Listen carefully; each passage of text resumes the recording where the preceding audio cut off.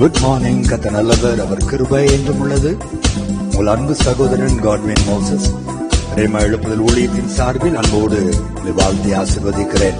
இந்த நாள் முழுதும் தேவ கிருபையும் தேவ கரமும் அற்புதமாய் உங்களை வழி நடத்துவதாக. ஆமென், ஆமென், ஆமென். அக்கினியில் நடந்து வந்தோம், ஆனால் சேதம் ஒன்றும் இல்லையப்பா.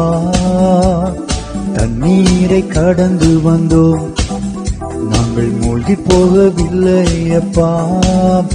உங்க கிருபை எங்களை விட்டு இமை பொழுதும் விலகலப்பா.